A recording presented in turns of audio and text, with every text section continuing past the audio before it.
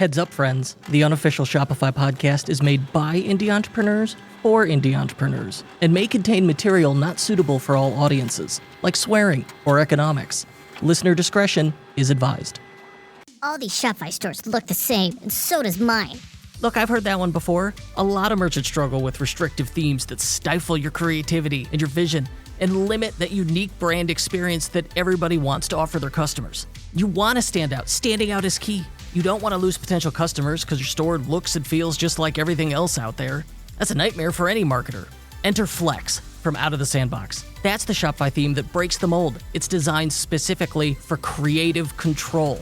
That gives you differentiation. With a proven track record of over a decade of experience in e-com design, Out of the Sandbox has so many successful Shopify themes under their belt. They're trusted by tens of thousands of Shopify entrepreneurs. And their Flex theme is compatible with Online Store 2.0. It's compatible with their Theme Updater Plus app and Vault backups. It's regularly updated with premium features.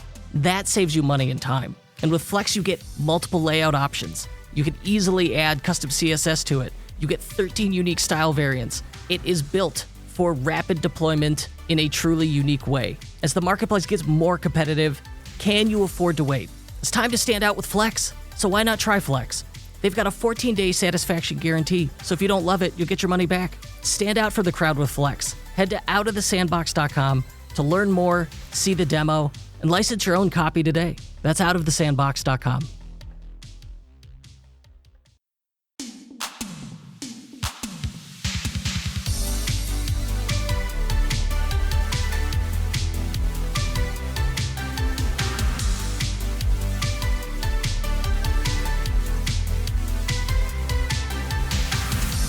Today, we're talking to the incredible Adama Nessel, the force of nature behind Candy Hackers. She's turned the tables by making gluten-free and dairy-free treats that aren't just good for you, they're the envy of every kid's party. Imagine that. Your child's diet restrictions becoming the coolest thing at the birthday party. We'll dig into how Adama went from a tiny kitchen to a TikTok sensation, and how she's even got a major UK chocolate factory bending their rules just to work with her. How did she do it? Well, you'll have to listen in, stick around and find out. I'm your host, Kurt Elster. Check nasty. And this is the unofficial Shopify podcast. Adama, welcome. Thank you for having me. Oh, my pleasure. So you had stumbled on me on YouTube, darn YouTube, social media, and you emailed me and you told me your story. Immediately, I was hooked. I said, this is incredible. I want to hear more about it. And let's just go ahead and do that live for the benefit of our listeners. And that brought you here. But let's start with Candy Hackers. What's going on there? What's the story behind starting Candy Hackers? So Candy Hackers started way back because I have two kids and they both struggle with dairy and gluten. And it was always really tough when we went to the supermarket or the grocery store to get sweet treats. And there were tiers at the free from aisle. Because if you look at the free from aisle, it's a really narrow selection, maybe like 4 or 5 major brands on there. Then you go to the mainstream aisle and you're spoilt for choice. All right. You just spoilt for choice. And it just made my kids feel like the chocolate industry had forgotten about them. And after years and years of this and going to parties where the birthday cake is dairy and gluten, all the spread, all the treats, we have to bring our own bag full of, the usual free from stuff. There are tears and it was just horrible to see them feeling left out. And, one day I just thought enough is enough. We need to do something about this. So, I started to formulate recipes and it took a few years. And it was really hard at first because I'm not a chocolatier. I had no intention of being a chocolatier. I'm not a great cook or anything. I just wanted to solve for this problem. So I had to be self-taught, loads of YouTube videos and loads of mistakes, loads of awful chocolate bars in the beginning. And then after some time, we started to get the recipe down. And that's kind of how the backstory to how it started. So you have kids with dietary restrictions, and well, what's it like having to say no to them or denying them on things that seem otherwise, a normal part of a child's life?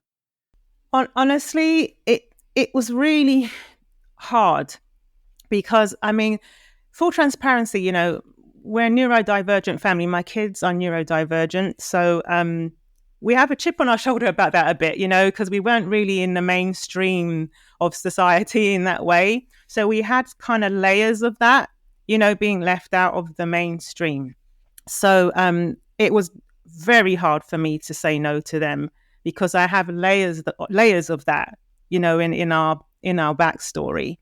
And it hurt because I just had enough of them being put to the side for whatever reason, and that was the one thing I wanted to give them. I know it sounds stupid, like sweet treats, but I just wanted them to have something that they could have that wasn't just, what everyone else was having, but I wanted to almost go up a level so that it was something even better than, I know it sounds crazy, but something that was even better than what was on the shelves.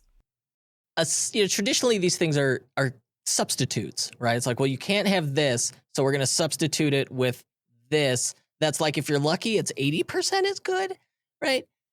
And so you said, you know what? I don't need that. Why can't we start new? Why can't we make something better? The advantage you said you're not a chocolatier. I'm guessing you didn't have a lot of experience here. There is advantage in that. When you don't know what you don't know, sometimes it makes it easier to not talk yourself out of it. So true.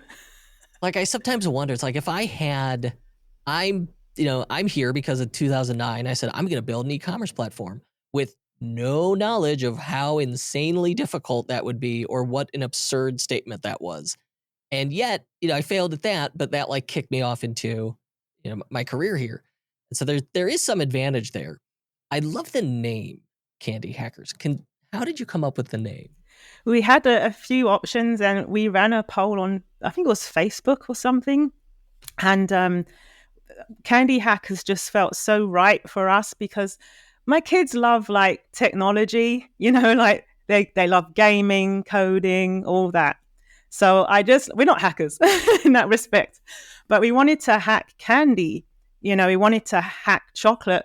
So almost kind of not copying, but hacking the mainstream, niche and bringing it to our community, and elevating them in that way. So I thought it was kind of cool and edgy. And we have a pixel heart on our logo as well. So we got a retro gamer kind of feel to our branding. That retro style, that pixel style, that gaming culture stuff, it's great because it works for, I'm 40, I grew up with NES, so it works on me just as well as it works on my 6-year-old because of Pokemon. It's a wonderful art style and really on trend, and then kind of fits the audience and the brand and the idea and that ethos. I like Candy Hackers, just great. Thank you. And also a lot of the branding that's aimed at kids today, at least in the UK, I feel like kids are in a different place nowadays. It's almost cutesy, cartoony kind of.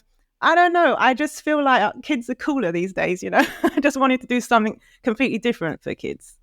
They are. And when you take them seriously, it works. I watched this documentary called The Orange Years about Nickelodeon. And that was really what really powered them through the 90s was how they're we're going to get actual writers who are going to write real stories and real characters for kids' TV. And that was just a revolutionary breakthrough.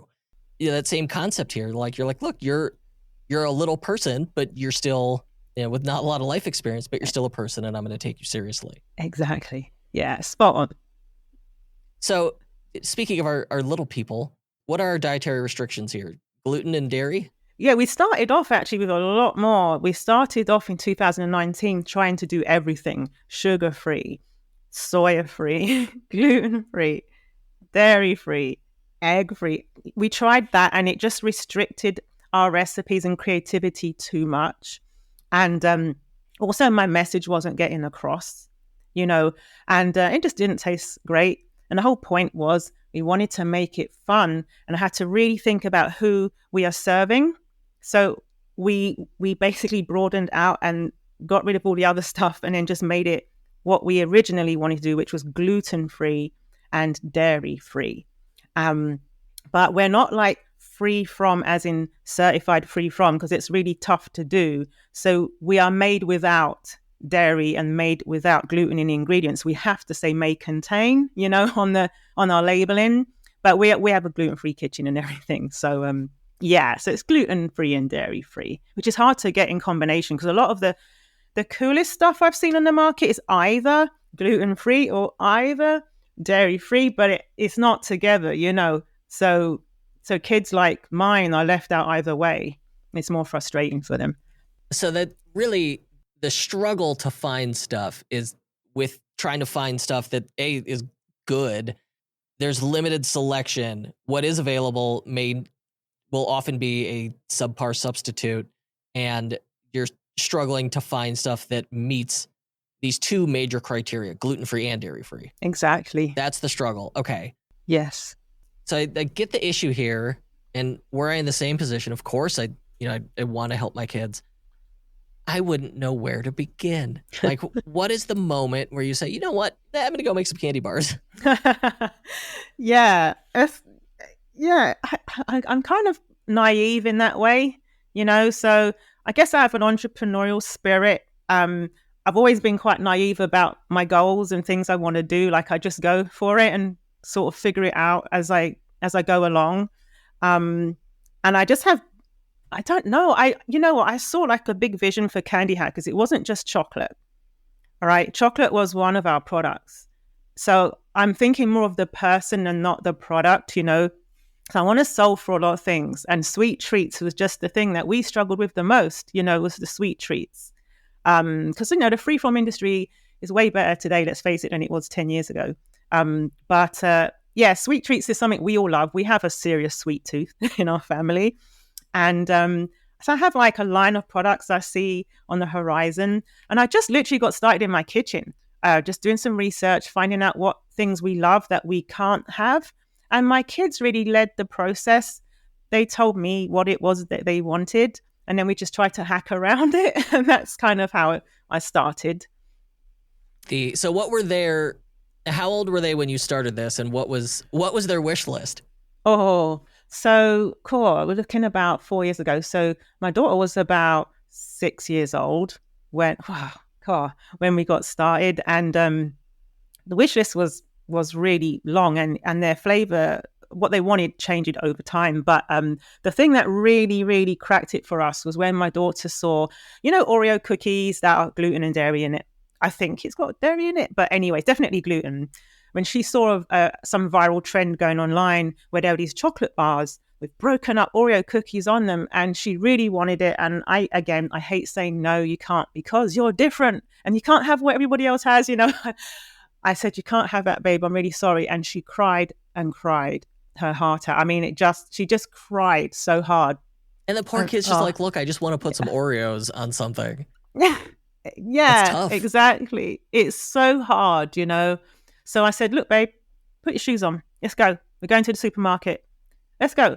So we went straight away to the supermarket, and I went to the freeform aisle. I said, what do you like? We went to the mainstream aisle first. I said, what do you like here? She said, I like this one. I like that one. I said, okay, let's go to the freeform aisle. And we just put gluten-free ingredients inside our basket. I filled my basket up.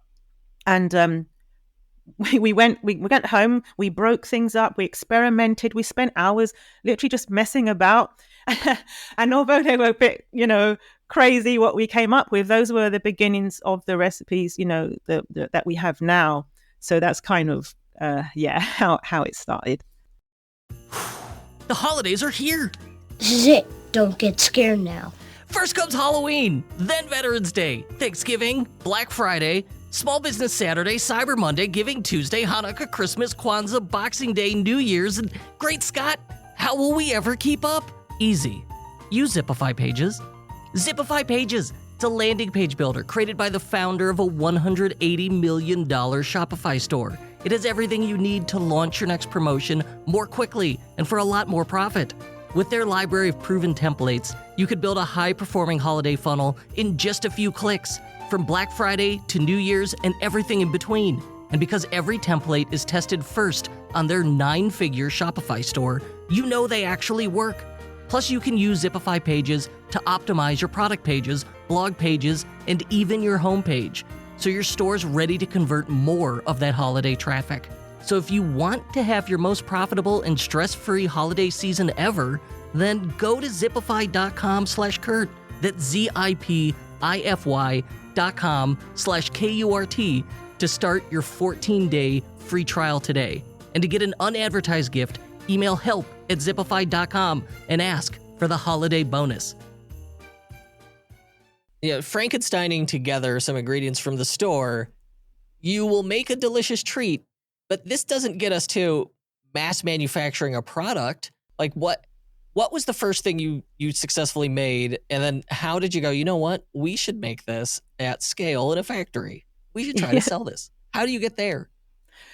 It was kind of like we're forced into that position, because when I shared our story on TikTok and it went viral, I know for viral, it can be tens of millions of views for some people, but for us, it was almost 1 million views, like 940,000 views or something. And then we sold out everything, on our website. That was basically what really pushed us to find a factory, was because I had to hand make all that after that viral video. Hand make all of it. It was so tough. And I was the bottleneck. I still am to this day the bottleneck in the business, because it's just my bare hands, mixing and trying to do hundreds of bars myself. And in my kitchen's tiny. We live in a small London apartment, and it was just too much. It was just too much. And then it was also frustrating to see all the customers on our wait list waiting for chocolate bars, emailing in really angry comments on TikTok, and I appreciate it. It's a good problem to have, but the whole point is to get rid of the problem, right? So it made me doubly frustrated, because I'm like, on one hand, I'm trying to solve a problem, and I created one at the same time, with my customers. So then I started making, sending out emails and making phone calls, and, pretty much nobody gets back to you because you're small time or whatever, and you have to be doing some serious volume in order to have a factory work with you. But then we did find one who actually produced millions of chocolate bars and work with major supermarkets across the UK. And when I spoke to them, and I just said it raw, right? I just laid it on the table and said, listen, this is who we are. This is why we're doing this. Here's who we're trying to help. Can you help us so we can help our customers? Can we do this? And at first they were like, well, we need to do, how much was it? 6,000 bars per flavor minimum order. I was like, that's a lot, and they said, let's see what we can do. We don't normally take anyone during Q4. This is our busiest time. They don't even look up for anybody, from the work that they're doing. So it was a back and forth. But then they spoke to the person who runs the factory, and then they agreed to work with us and lower the MOQs right down. And they said to me, we have never, ever, we've been in business for like decades. We've never, ever done this for anybody, ever. So yeah, I couldn't believe it. Why'd they do it? It was for you? It was the story. It was compelling, or they're like, you know what? Let's just, flip a coin and she won. Like what, why change the system for you? I can only guess, but I feel that they were really nice people. And I just think that they were they were intrigued by the traction we had on social media, being a small, one-woman show with a couple of kids in a flat in London. I think they were intrigued by that. And also I think they felt they wanted to support, the mission that we have. So that's what I'd like to think. But that is, yeah, I believe it, because they really have no need, from what I've heard here, they have no need to do this. They made a choice to Yeah. support you, and they only Yeah. know, what do they really know? And they know that story. And so Yeah. when you have a compelling story and you're willing to put yourself out there and share it, this is the impact it has on people. Like Wow. they're bending over to help you. It's great. It's fantastic. Yeah. So you've mentioned several times the big inflection point here is your TikTok moment. You went viral on social media, which is a tough thing to engineer. And when it happens, it's magical. Tell us about it. What happened there? It's one of those moments, like, I hope that this helps somebody who's listening to this right now. If you're ever in this situation, let me share what happened. So I've been hustling on TikTok for years, like nothing, 100 views, 200 views, you know how it is. And then one night I was so tired, and I think I was getting the kids ready for bed, and I was like, I have to post on TikTok. I was like, I think I'm just going to leave it. I'm just going to, and you have those moments, you really, it's not going to hurt you to not post on TikTok, right? But if something said, no, sit down, open CapCut, let's go, let's edit a video. And then I just put it together. It sort of flowed. I did, give it some thought. It wasn't just random. I did give it some thought, like, what do I want to say? Who do I want to help? What's our story? How are we solving it? I did give it some thought. So I'll be lying to say that it just came out, because it didn't. What's our hook? Because people are scrolling all the time. And I've had experience on TikTok, where nobody's listening, So I just laid it all out. For the first time, really laid out our pain. And I focused on my daughter. And I just said, look, my daughter's dairy and gluten free. We cry at the supermarket a lot. And I had lots of footage of my daughter that I had taken over the years of her actually in real time struggling in the free from aisle. So I edited all I just put her in the videos and showed her real, her proper reactions. And then just showed up how we're trying to solve for it. And it blew me away, because the messages were, look, I'm 30 years old, but I'm like your daughter. I have cried at the free from aisle. I know how she feels. And some people said they cried when they found us, which blew me away, because I didn't realize that the pain went so deep, even with adults, I didn't realize that. You almost didn't post. And instead you say, I'm going to share something real, something, authentic, raw. Your kid struggling in a supermarket, and it touched people. It moved them.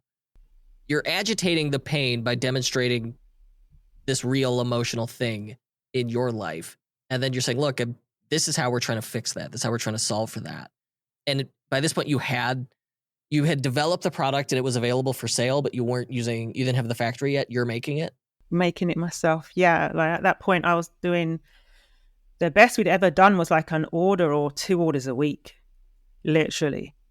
Like sometimes an order a month for years. And sometimes I wonder, why am I even continuing with this? Why am I doing this? Like I just have this vision in me that something's going to happen with this. And like this kept me going over the years. I don't have time to start a brand, I'm a single parent, right? I homeschool my 2 kids, but I just kept on going. And so yeah, I don't know. And so it finally it happened. You have this viral TikTok moment and people are reaching out. They're sympathizing. They're empathizing. What impact does that have on the business? I think first of all, it was like a shock to me, because I actually realized, oh, we have a business, because you know what I mean? Like when you're starting off, it's almost like you're a wannabe business, right? Yeah, imposter syndrome. I mean that respectfully to all of us out there who start in a business. You do have to wear the business hat, get in the zone, but until you're making sales and you got traction going, you really are, you're not really knowing that you have a business, right? And then when it happened, I was like, I felt like, like I just started a business. It's hard to explain. Like, do you know what I mean? No, initially it's like it feels like a bit of role playing, right? You're Yeah. adopting this role, but there isn't money coming in. There's money going out the door. And isn't the whole point of the business that it becomes an income, right? That it supports you? But that doesn't happen on day 0, on day 1. And in some cases, it will be years until the business is profitable. Like for us, I was like, all right, we got to, and it's like year 2, we get to break even. And I'm like, I don't know about this, right? And then suddenly it takes off. And we all have those moments where you go like, oh, there's something here. This is legit. Yeah. And for me, it was like the first time a stranger referred another stranger to me. It's like, oh, that means there's word of mouth happening, network effects. You had this tremendous moment where like all of that happened all at once very quickly, thanks to social media. This turned into more orders than you'd seen before. We had more orders overnight than I'd seen in 4 years, multiple times over. Hundreds of bars, ordered. And panic, really, because when you're working, scale can be anything, right? From 10 bars to 100 bars to 500 bars. It's a whole new level, new devil thing, right? How do I solve for this? How do I do this? How do I be efficient with this? And it's like I realize I'm a bit of a I try to plan things in advance a bit too much. I'm one of those people that it's a really bad trait to have, but I try to solve for things before I take steps sometimes. But I was forced to do it messy, make mistakes. And on top of that, we had a freak heat wave in the UK. Chocolate Not and a good combo heat. for chocolate. Oh, you know what? In the worst possible way, it's not even the melting. There's a thing called bloom where chocolate can go white. If it's, right. You know what I mean? I didn't know there's a name for that. It's It's like, yeah, you called raid the kids' bloom. old Halloween candy. Yeah, You're like, I don't know about this color, but it smells right. exactly. It doesn't hurt you. If you ever have white chocolate, it's cool. But it is ugly and it's not the best texture and it looks like it's gone bad. So my first 60 bars bloomed. Ooh. Right? Yeah, because the heat just kicked in. So I had to buy an air conditioner. I had to get, then there was another problem and I had to buy a dehumidifier unit. And there was another problem. Then I had to rent a machine to help me temper the chocolate, which means you have to structure it. Otherwise, you can't put it in molds. It's a bit more complicated than that. But I had to hire a machine, and that blew. The machine blew. It went bang, and smoking and everything. So it was almost like something had cursed us or so. It was really funny. And I didn't have many molds. You know how you have to have loads of chocolate molds? I have 4 molds. 4. Ooh. Yeah, that's each quite mold. the bottleneck. Yeah, each mold has like 3 bars. I could only make them 12 at a time. And because the money was coming in, but I had to go out. I had to get ingredients, and you can't just before I have 1 order. Oh, I need to go and get some ingredients. Okay. What do I need? Oh, I could take my time. It was like one of those things. But now I'm like, I have to go different supermarkets now because that one doesn't have enough of this. And, I need to buy in bulk from that. And I need a wholesale account with this person. And I need to, so I had to buy more quantities of packaging I've ever bought before, more than even I had orders for sometimes, So I literally lost money. That's fine. It's fine. So I'm looking at the long road, not the short road. But yeah, I had to cover a lot of expenses with that. So we're out of stock. We've been out of stock for a while now. Yeah. So yeah, it's crazy. There's a really educational experience. But I say to anybody, if you're on TikTok and you're trying to promote your brand, yeah, just think you might go viral and it might happen to you when you don't expect it. Like you might not plan for it. So yeah, it was a shock.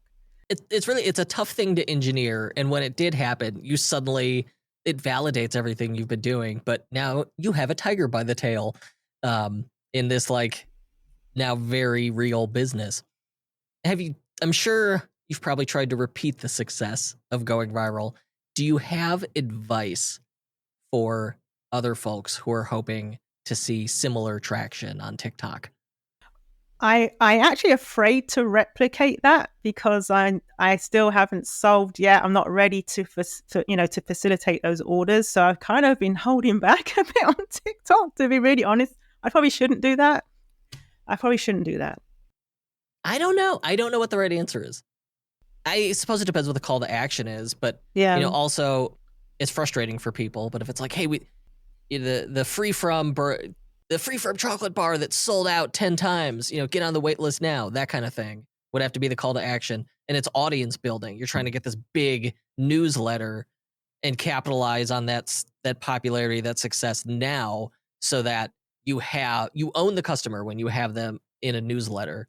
And now, okay, you're like, hey, we're ramping things up. Our factory order's coming in, and now's the time to pre-order to get your bars. And we're like, it gives you a more one-on-one way to communicate with them.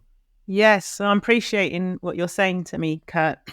And so I feel you validated what I'm doing, because what I've been saying is I'm not going to announce it on social media. I'm only going to announce it on my email list, because my email list alone is going to be a stretch for me to fulfill on the community and on the email list, let alone on the on social media. So everybody who asks, I say you have to get on my list, because I'm going to announce it there first. But I'd say to anyone who wants to, I'll tell you what I would advise. First, I would go and look at other accounts who solve to customers in your niche or whatever you're doing. So not just your product, but your audience, right? So go to accounts who appeal to your audience, and look at the ones that come up to the top of the search. That's what I started to do. And look and see, what are they saying? What's their hook? What's their story? What's their call to action? How many? I know it's a bit OCD, forgive me, but I'm really OCD and I love to analyze things, maybe too much. So I looked and see, how are they editing that video? How quick are the cuts? I look for details like that. So that's what I did. I looked at ones that were doing well, and I thought, why did I stop scrolling? What made me stop scrolling? What made me listen?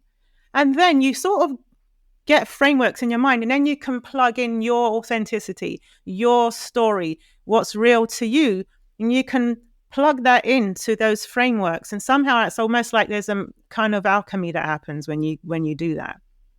That's what I found. Ooh, inaccurate tracking. It's a silent profit killer. Every misdirected ad campaign, every misunderstood customer behavior, it's all money down the drain. But there's a fix. Elevar. It's your comprehensive tool to track and optimize all your conversions, making sure your marketing efforts aren't wasted. With Elevar, you get server-side tracking, boosted Klaviyo Flow performance, and boosted meta performance. That's better data, more accurate targeting, and ultimately, more conversions. Join the ranks of over 6,500 successful D2C brands like Glossier, Viore, and Magic Spoon. They've all turbocharged their conversion tracking with Elevar. Data-driven decision-making requires solid data and insights. Don't let your competitors get ahead because you're stuck with insufficient data. Invest in Elevar now and make every marketing dollar count. Their plans start at $0 a month, and all plans include a 15-day free trial. Go to getelevar.com to get started. ELEVAR, Elevar. I think that is great, straightforward advice that anybody could do if they're willing to put in the work. And it sounds like step one is you're going to immerse yourself in your audience's social media consumption in the same way, but through a different lens, and really take notice of like the individual elements. You're like thinking about like, what's the hook? How often are they cutting? How are they cutting? What is the style here? How are they editing this? Like everything, so that when you show up for that audience, it is recognizable as relevant to them. And I think you came to that approach as just part of your personality, kind of how you approach things. You say, like, I want to be prepared. Earlier in the year, we had a professional YouTuber, full-time YouTuber, Disney Dan, and that was his approach. It was like he needs to produce a YouTube video once a month, and it was like the first 2 weeks or like week is just him spending all his time watching YouTube videos of similar topics and like noting everything down before, all right, then he makes his presentation, then they film it and then edit it. But half of it is just like research and prep, not actually producing anything. That makes a lot of sense. Yeah. The branding and labels, you talked about that, like that retro gaming pixel look that Candy Hackers has that I dearly love. How'd you get the branding and labels? Did you design it? My kids and I designed everything. And my 13-year-old does the packaging. And incredible. And we get compliments all the time on our branding, and people, other brands ask us, who did your website? Who did your packaging? A 13-year-old did this. He was 12 at the time. He just turned 13. He was 12, and he did all the packaging, like amazing. And my daughter, her artwork, we put stickers, vinyl stickers in our packages, and her artwork's on our thank you cards. She does anime, drawings. So she has her art on there. So yeah, we're going to continue putting our creativity together in what we do.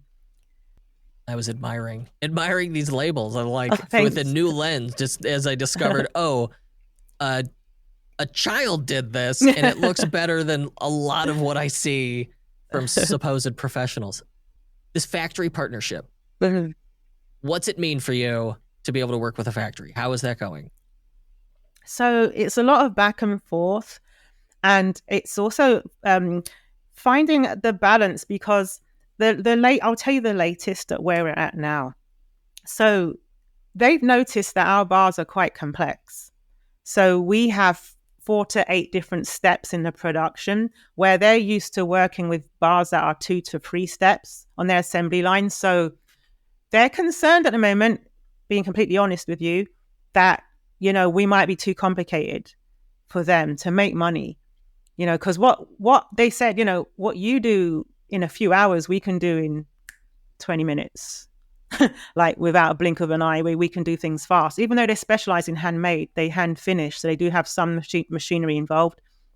So we're at that place now where we need to decide, do we want to simplify what we do? What is it that our community wants? And I've been looking at, the feedback, and a lot of our customers love, they love that we've put so much effort and so much detail in our bars. So we're on the fence at the moment about what we're going to do, to be honest with you. We got some advice from other experts in the chocolate industry.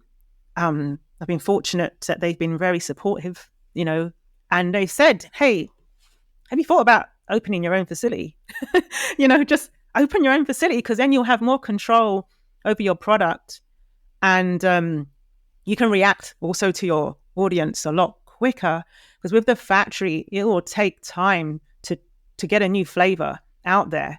A lot of back and forth samples, and when they've got time for you as well, because remember, they're doing millions of bars, So I'm not going to rule that out.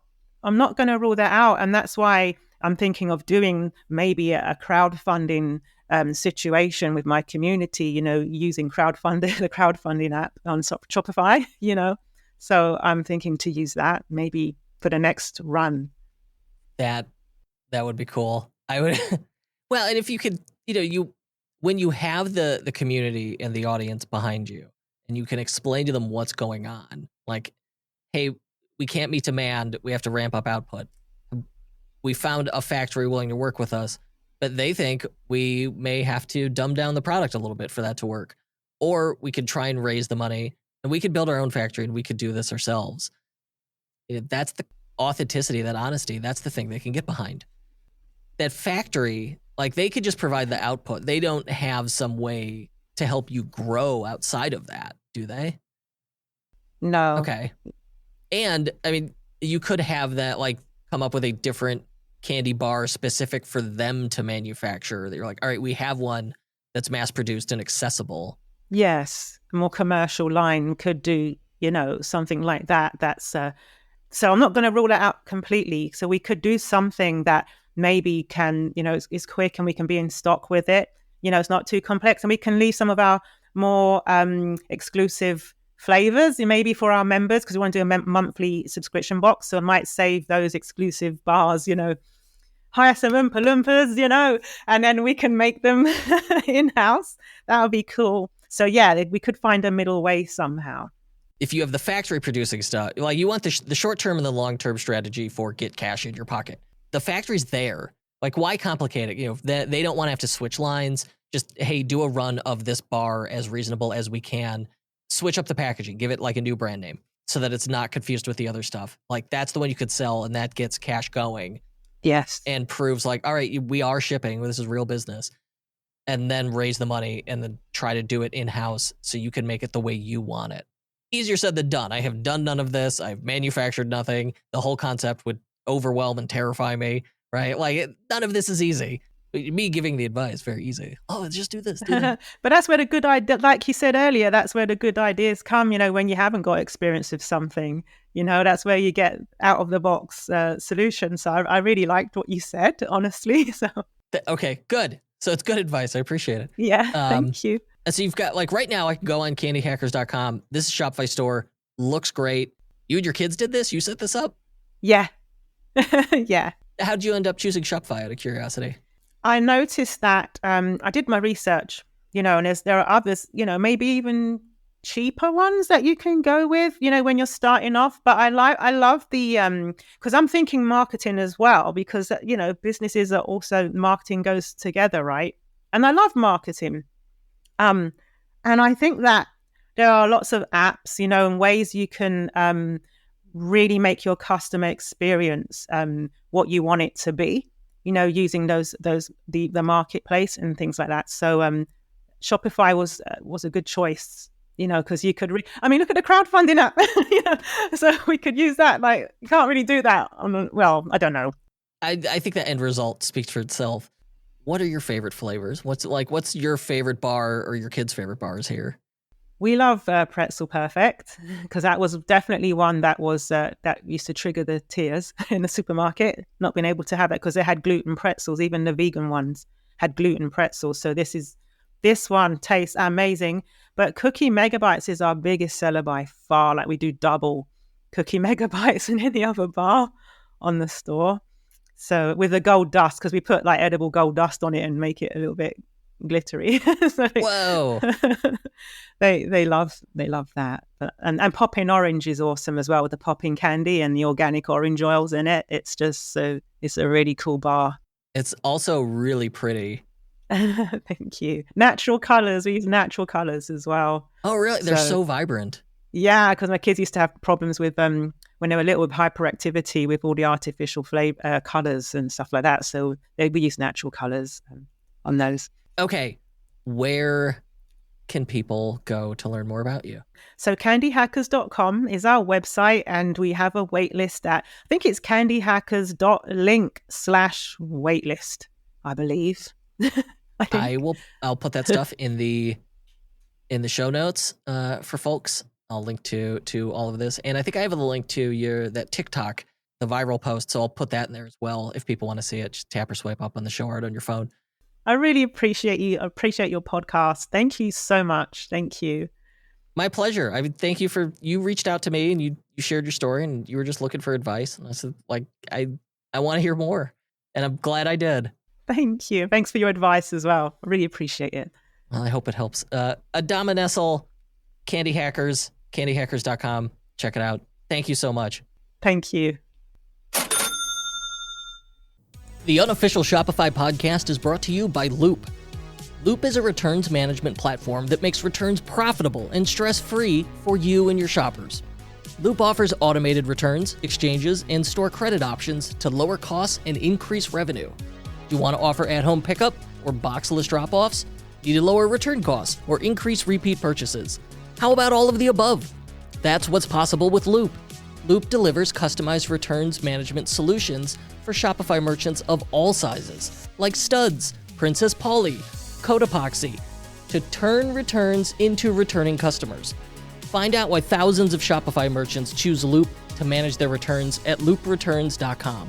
That's loopreturns.com.